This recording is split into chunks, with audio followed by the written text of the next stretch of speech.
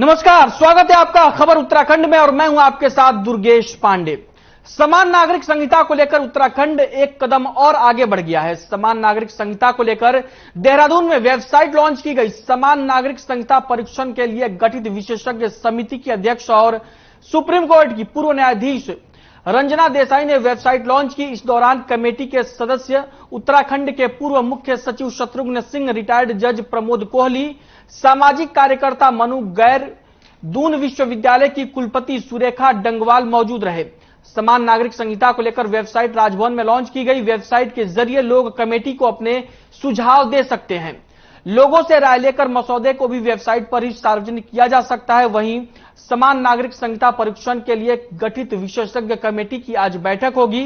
इससे पहले समिति की दिल्ली में कई बैठकें हो चुकी हैं।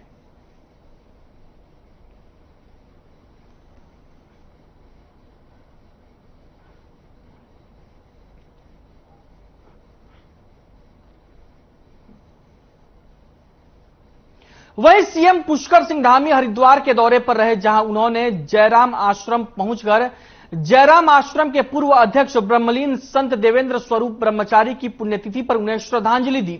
इस दौरान उनके साथ कैबिनेट मंत्री सौरभ बहुगुणा भी मौजूद रहे। इसके बाद मुख्यमंत्री ज्वालापुर के पांडेवाला स्थित गुघाल मंदिर पहुंचे, जहां चल रहे वार्षिक मेले में उन्होंने प्रतिभाग किया।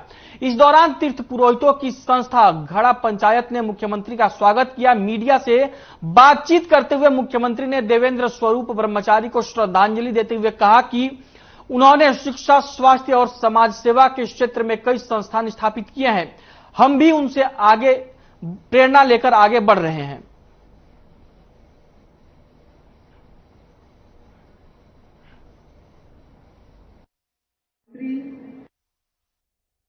देवेंद्र स्वरूप पूज्य संत और आश्रम के पूरे जिन्होंने इसकी नींव रखी और शिक्षा के क्षेत्र में अनेकों प्रदेशों में, देश के अंदर अनेक शाखाओं को उन्होंने खोलने का काम किया, वो हमारे लिए प्रेरणा के स्रोत हैं। और जहां 46 से भी ज़्यादा सामाजिक और धार्मिक संस्थान उन्होंने खड़े किए, संस्थाएं खड़ी करी और आज भी शिक्षा के क्षेत्र में बहुत सारे काम यहाँ हो रहे।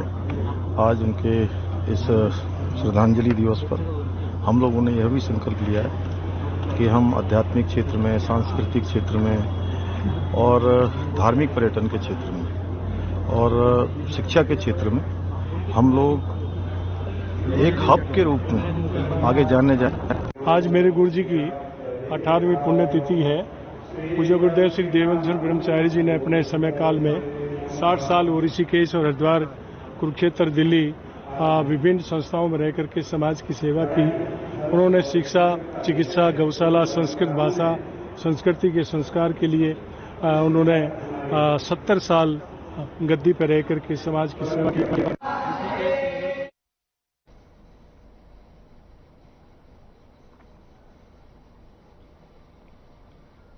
वहीं उत्तराखंड में भर्ती घोटाले को लेकर बीजेपी अब सख्त नजर आ रही है। पूर्व मुख्यमंत्री त्रिवेंद्र सिंह रावत और कैबिनेट मंत्री प्रेमचंद अग्रवाल दिल्ली पहुंचे हैं। इस बीच उन्होंने कई केंद्रीय नेताओं से मुलाकात की। वहीं इस मुलाकात के बाद से दिल्ली से लेकर देहरादून तक सियासी पारा चढ़ गया है। दिल्ली गए त्रिवेंद्र सिंह रावत और प्रेमचंद अग्रवाल को लेकर प्रदेश अध्यक्ष महेंद्र भट्ट ने कहा कि अगर कोई कार्यकर्ता या नेता केंद्रीय संगठन से मिलता है तो ये इसमें कोई बहुत बड़ी बात नहीं है। उन्होंने आगे कहा कि जब इस तरह के मामले प्रदेश में होते हैं तो केंद्रीय नेताओं से मिलना स्वाभाविक प्रक्रिया है। वहीं पेपर लीक मामले की जांच को लेकर महेंद्र भट्ट ने कांग्रेस पर निशाना साधते हुए कहा कि सरकार की जांच पर अपनी प्रतिक्रिया देने के बदले कांग्रेस बेवजह इस मामले को सीबीआई जांच की तरफ मोड़ते हुए देखने के लिए तूल दे रही है।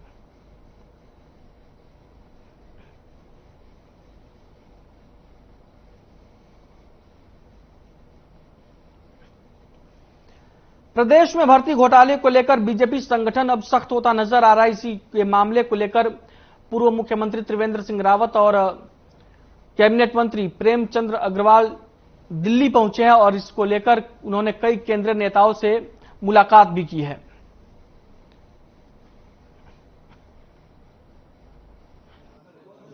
बेरोजगार जिसे बोल रहे हैं, हम सोच रहे हैं मुख्यमंत्री ने सारे विकल्प खुले रखे हुए हैं, लेकिन मुझे चिंता इस बात की है कि जिस सीबीआई को कांग्रेस कोस रही है, सोनिया गांधी से आते रोज क्यों सीबीआई के पुतले जलाए, तो मैं कांग्रेस के लोगों से पूछ लो, क्या इसमें सीबीआई उनको उचित लग रही है?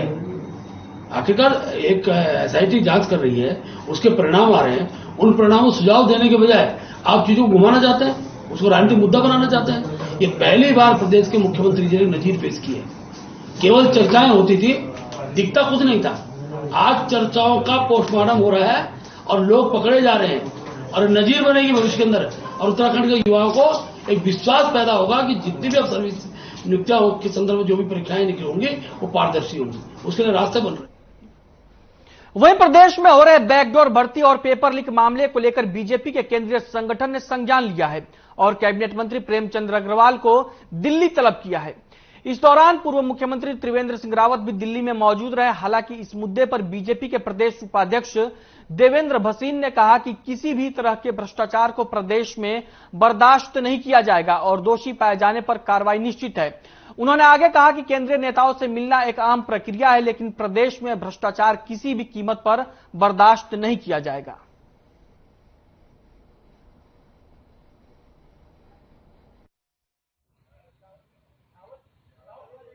देखिए, यूके ट्रिपल एससी के मामले में सरकार का मंतव्य स्पष्ट है कि जो दोषी हैं उनको किसी कीमत पर बख्शा नहीं जाएगा और इसके लिए एसटीएफ बहुत तेजी से अपना काम कर रहे हैं।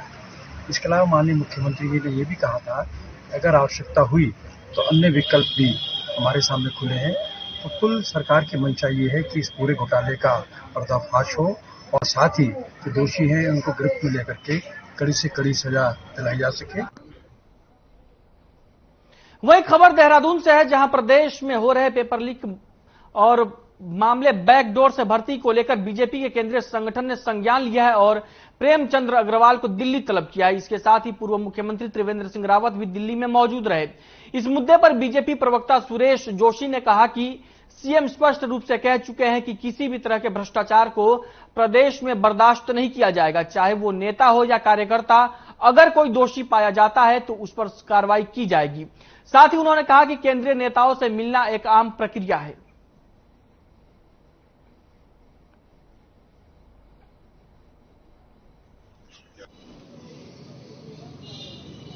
इस विषय को लेकर के बहुत स्पष्टता से मुख्यमंत्री जी ने बोला है कि उत्तराखंड के अंदर किसी भी कीमत पर भ्रष्टाचार जो है कि स्वीकार नहीं होगा और भ्रष्टाचार किसी ने भी किया हो, भ्रष्टाचारी बचेगा नहीं।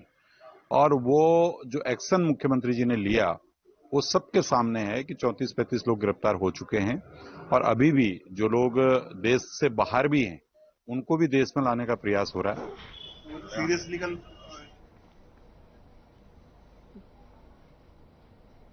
वही खबर देहरादून से है, जहां पूर्व शिक्षा मंत्री अरविंद पांडे ने आखिरकार उस वायरल पत्र का जवाब दिया है जिसको लेकर पिछले दिनों सोशल मीडिया में उनकी खूब किरकिरी हुई थी। दरअसल इस वायरल पत्र में अरविंद पांडे के कई रिश्तेदारों को अशासकीय विद्यालयों में नियुक्ति दिए जाने से जुड़ी सूची जारी की गई थी। आपको बता दें कि इस सूची में शिक्षा विभाग में कई रिश्तेदारों को नौकरी देने के साथ ही पंचायत विभाग में भी एक रिश्तेदार के नौकरी लगने की बात सामने आई थी, जिस पर जवाब देते हुए अरविंद पांडे ने कहा कि जिस तरह से वायरल पत्र में दूसरे प्रदेश के लोगों को नौकरी दिलाने की बात कही जा रही है, ये पूरी तरह से गलत है। साथ ही उन्होंने ये भी कहा कि आगे जो भी जांच होगी उसमें वो पूरा सहयोग करेंगे।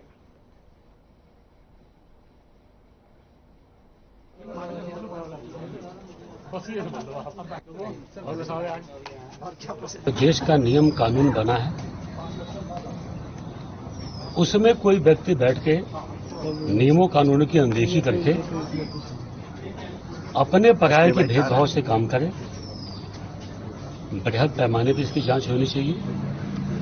मैं इसका समर्थक हूं। और दोषी छोटा व्यक्ति हो चाहे बड़ा व्यक्ति हो, उन पे कानून को अपना काम करना चाहिए और उनको जेल के सलाखों के पीछे भी जाना चाहिए। मैं इसका समर्थक हूं।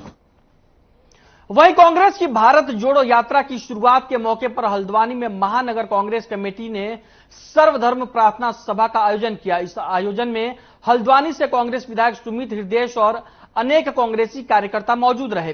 कांग्रेस विधायक सुमित हृदयेश ने केंद्र सरकार पर आरोप लगाते हुए कहा कि देश में महंगाई, बेरोजगारी, भ्रष्टाचार अपनी चरम सीमा पर है। जिस पर अंकुश लगाने में केंद्र सरकार नाकाम रही है। इसी को लेकर कांग्रेस पार्टी कश्मीर से लेकर कन्याकुमारी तक यात्रा निकाल रही है। ये यात्रा देश में सभी धर्मों को एक साथ जोड़ने का संदेश देगी और देश में चल रही जन विरोधी नीतियों के खिलाफ आम जनता को जागरूक करने का काम करेगी। इस कार्यक्रम में कांग्रेस कार्यकर्ताओं ने एकजुट होकर भारत जोड़ो यात्रा को सफल बनाने का संकल्प लिया और देशवासियों से एकजुट होकर यात्रा को सफल बनाने की अपील की।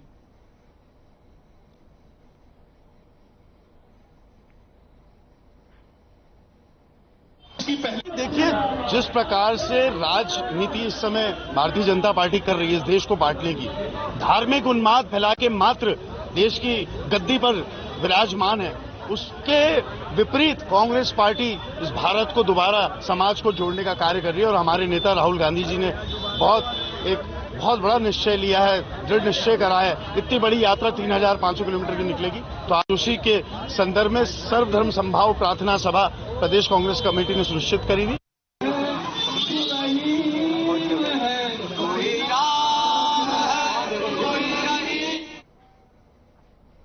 वहीं दिनेशपुर में सोशल मीडिया में फैल रही बच्चा चोरी की अफवाह को लेकर स्थानीय लोग परेशान हैं। इस बीच बंगाली मोड़ पर 2 मानसिक विक्षिप्त लोगों को स्थानीय ग्रामीणों ने बच्चा चोर समझकर पीट दिया। सूचना मिलते ही पुलिस मौके पर पहुंची, जहां पुलिस ने दोनों युवकों को हिरासत में ले लिया। साथ ही पुलिस ने ग्रामीण क्षेत्रों में काउंसलिंग कर अफवाहों से दूरी बनाए रखने की अपील की। इसके अलावा उन्होंने कहा कि संदिग्ध लोगों को देखे जाने पर उनकी सूचना तत्काल पुलिस को दे, जिससे कि अफवाह फैलाने वाले लोगों पर कानूनी कार्रवाई की जा सके।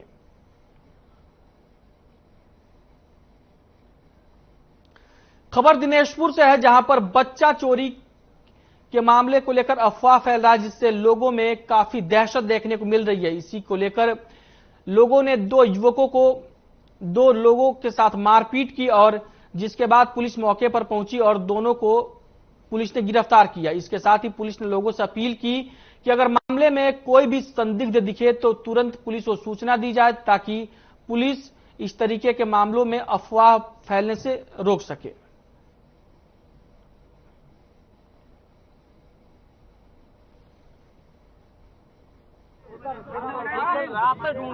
रुद्रपुर क्षेत्र में खासकर कि कई उपद्रवी तत्वों द्वारा और लोगों द्वारा कुछ शरारती लोगों द्वारा ये अफवाहें फैलाए जा रहे हैं, कहीं पे बच्चा चोरी गैंग ऑपरेटिव है करके, और कुछ जगह पे मासूम लोगों को बोला जा रहा है कि क्या बोलते हैं किडनी चोरी का गैंग ऑपरेटिव है, किडनी चोर सक्रिय करके। इस प्रकार की विभिन्न छोटे छोटे अफवाहें फैलाए जा रहे हैं, ये जानकारी में आया है।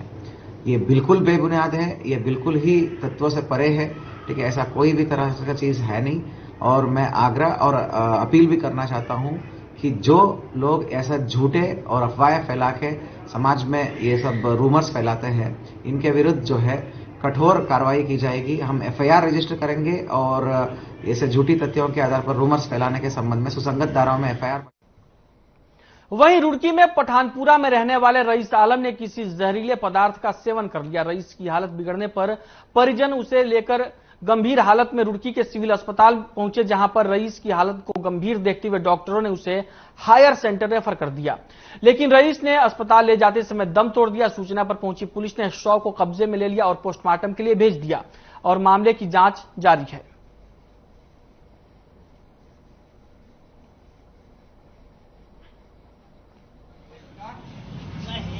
खा के आया था, इसको इलाज दिया गया हमारे यहाँ और काफ़ी सीरियस हो गया था। इसमें जो हमें इसके पास पैकेट मिला है, सल्फास नाम का पदार्थ था जो खाया गया इसके द्वारा। सीरियस हो जाने पर इसको आगे एम्स ऋषिकेश रेफर कर दिया गया।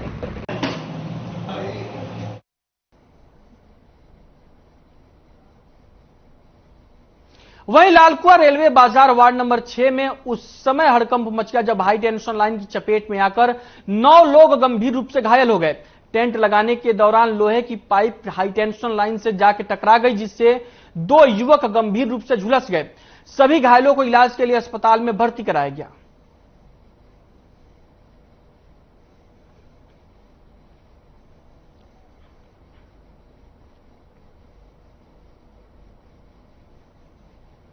वहीं कोट ब्लॉक के देवार गांव में वन विभाग के पिंजरे में एक गुलदार कैद कर लिया गया। पकड़े गए गुलदार की उम्र करीब 4 साल बताई जा रही है, जिसे रेस्क्यू कर नागदेव रेंज पौड़ी लाया गया। रेंजर पौड़ी ललित मोहन नेगी ने जानकारी देते हुए बताया कि देवार और आसपास के गांवों से लगातार गुलदार को देखे जाने की शिकायतें मिल रही थी, जिसको देखते हुए वन विभाग ने पिंजरा लगाया था।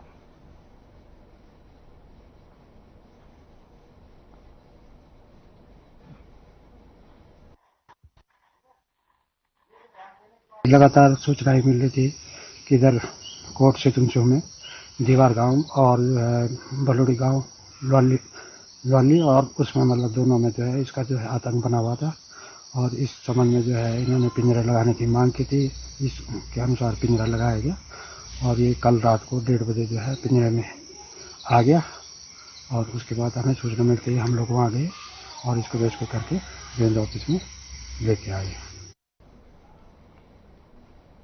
वहीं बाजपुर में लगातार हो रही मूसलाधार बारिश से लेबड़ा नदी का उफान पर है, जिसकी वजह से नदी का पानी गांव के बीच से होकर जाने वाली नहर में आ गया, जिससे गांव में पानी भर गया। ग्रामीणों ने बताया कि पंचायत घर के पास लेबड़ा नदी के मार्ग में एक पुराना पुल बना हुआ है, जो धनसारा और चकरपुर को आपस में जोड़ता है। पुल की ऊंचाई बहुत कम होने की वजह से नदी में पानी आने पर पुल में लकड़ी और कचरा आदि फंसने से पानी का बहाव रुक जाता है और सारा पानी गांव की ओर चला जाता है। ग्रामीणों ने मांग की है कि पुलिया का फिर से निर्माण कराया जाए, जिससे स्थानीय लोगों को बाढ़ से जूझना ना पड़े।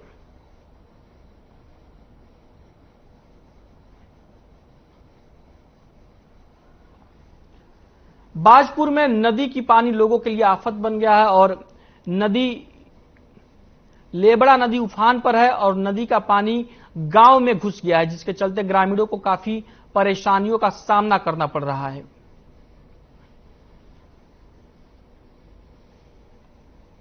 बारिश की वजह से लेबड़ा नदी का जलस्तर में काफी बढ़ोतरी हुई है और लेबड़ा नदी उफान पर है और नदी का पानी गांव में घुस गया है। तस्वीरें आप अपनी टीवी स्क्रीन पर देख सकते हैं किस तरीके से नदी का पानी गांव में भरा हुआ है। पहले जो बाढ़ आई थी उसमें हम सो रहे थे और अचानक रात के 3 बजे पानी आया था गेट के द्वारा।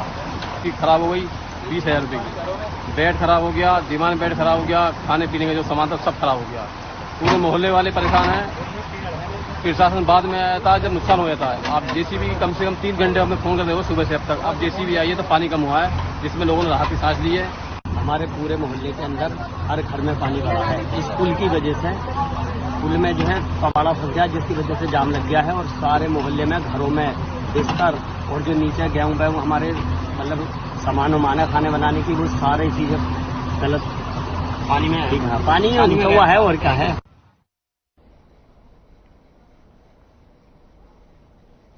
वहीं अल्मोड़ा के हवलबाग में क्षेत्र पंचायत की हंगामेदार बैठक हुई, जिसमें मुख्य विकास अधिकारी अंशुल सिंह और ब्लॉक प्रमुख बबीता भाकुनी समेत अधिकारी और क्षेत्र पंचायत सदस्य मौजूद रहे।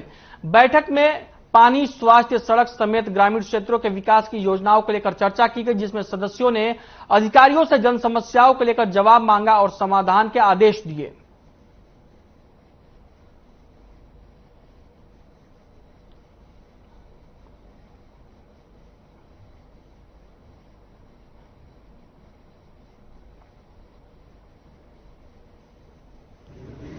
लगभग 2-2.5 साल बाद हमारी क्षेत्र पंचायत की बैठक हो रही है और काफ़ी बीच में काफ़ी लंबा अंतराल गैप आ गया है और समस्याएं बहुत सी हैं और मैं सोचती हूँ कि आज इस बैठक के बाद कई समस्याओं का निराकरण हो जाएगा और सभी क्षेत्र पंचायत जितने भी सदस्य हैं, जनप्रतिनिधि हैं, उनमें एक उत्साह है कि हमारी समस्याओं का यहाँ पर निराकरण होगा, हमारी समस्याएं सुनी जाएंगी। क्योंकि जो गैप आ गया था, बहुत लंबा गैप आ गया था, उससे संवाद कहीं ना कहीं रुक गया था। जो संवाद की प्रक्रिया थी वो कहीं ना कहीं रुक गई थी और ना हम अधिकारियों से हमारे जनप्रतिनिधि मिल पा रहे थे और ना अपनी बात। वहीं चंपावत में टनकपुर चंपावत राष्ट्रीय राजमार्ग पर आईटीबीपी जवानों को लेकर जा रही एक बस अनियंत्रित होकर 10 से 15 फीट नीचे पहाड़ी के ढलान में गिर गई। गनीमत यह रहा कि बस पहाड़ी से ढलान में पेड़ों में फंसने की वजह से रुक गई, जिसको चलती पुलिसकर्मियों और स्थानीय लोगों की मदद से बस को निकाला गया। इस हादसे में जवानों को मामूली चोटें आई हैं, जिनको चलथी में प्राथमिक उपचार दिया गया। इस बस में आईटीबीपी के 12 जवान सवार थे जो बनबसा आईटीबीपी कैंप से पिथौरागढ़ आईटीबीपी कैंप जा रहे थे।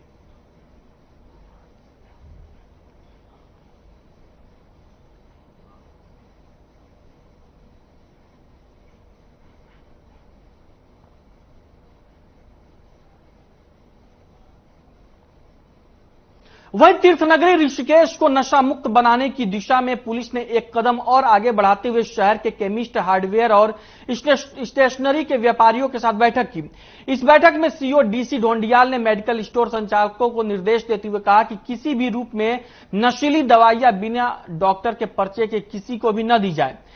इसी के साथ ही हार्डवेयर की दुकान पर कई ऐसे पदार्थ भी होते हैं जिनका नशे के लिए उपयोग किया जाता है। इन पदार्थों की बिक्री इस तरीके से की जाए कि युवा वर्ग इसे नशे के रूप में इस्तेमाल न कर सके। सीओ डीसी ढोंडियाल ने बताया कि प्रदेश के सीएम पुष्कर सिंह धामी ने वर्ष 2025 तक राज्य को नशा मुक्त बनाने का संकल्प लिया है और इसके साथ ही ये जरूरी है कि पुलिस और स्थानीय लोग साथ मिलकर काम करें जिससे प्रदेश को नशा मुक्त बनाया जा सके।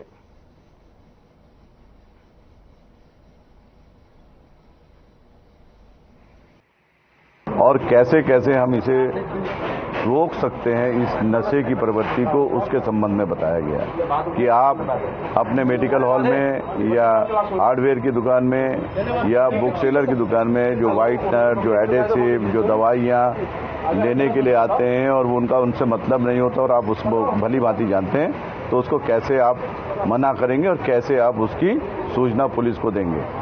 इन सब चीज़ों पे हम नियंत्रण करके कैसे एक अच्छे समाज की ओर अग्रसर हो सकते हैं और हम इस नशेखोरी की प्रवृत्ति को रोक सकते हैं।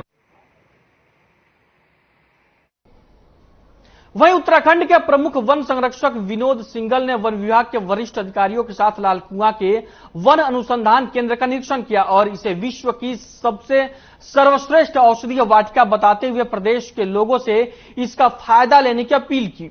मुख्य वन संरक्षक अनुसंधान सचिव संजीव चतुर्वेदी ने कहा कि इस नर्सरी में प्रदूषण की रोकथाम करने वाले पौधे भी लगाए गए हैं जिससे प्रदूषण को कम किया जा सके। निरीक्षण के दौरान उन्होंने पत्रकारों से बातचीत करते हुए कहा कि लाल कुआं की पौधशाला उत्तराखंड की रोल मॉडल होने के साथ साथ वन विभाग के लिए प्रेरणा स्रोत है। इस नर्सरी का देश भर के स्कूली बच्चे और भावी वनस्पति वैज्ञानिक किसान समय समय पर निरीक्षण कर व्यापक लाभ उठा रहे हैं। प्रमुख वन संरक्षक ने कहा कि गौलापार में स्थित जू का निर्माण कार्य तकनीकी कारणों से रुका हुआ है और उसे जल्द ही शुरू कराया जाएगा।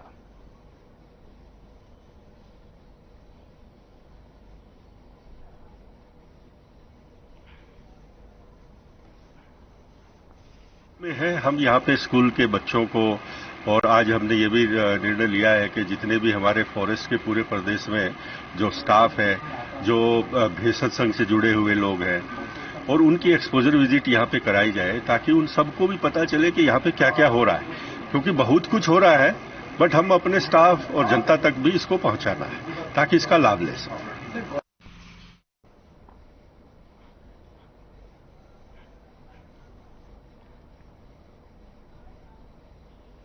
वहीं जिला अल्मोड़ा के भिकियासैंण में दलित नेता जगदीश चंद्र की हत्या को लेकर पूर्व राज्यसभा सांसद प्रदीप टमटा ने प्रदेश सरकार पर जुबानी हमला बोलते हुए कहा कि इतनी बड़ी घटना में प्रदेश के सीएम का एक भी बयान न आना दुर्भाग्यपूर्ण है।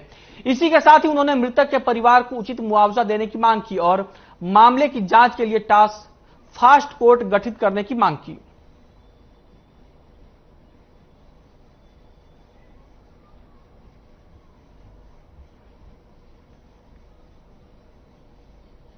दलित नेता जगदीश चंद्र की हत्या के मामले को लेकर पूर्व सांसद प्रदीप टमटा ने बयान दिया है और उन्होंने ये कहा कि इतनी बड़ी घटना हो गई और मामले में सीएम का एक भी बयान सामने ना आना बड़े सवाल खड़े करता है। प्रदीप टमटा ने मृतक के परिवार को मुआवजा देने की मांग की।